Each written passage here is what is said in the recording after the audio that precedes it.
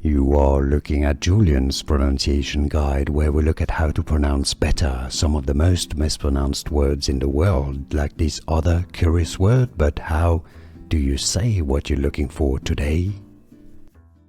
Let's learn how to pronounce this word correctly in English. Two slightly different pronunciations in English. The British English pronunciation is more generally as epicene, epicene. A stress on the last syllable, and you've heard the E sound to the second syllable, so epicene. In American English, and it's sometimes also pronounced as epicene, so is a schwa, a p sound rather than a p sound. Epicene or epicene.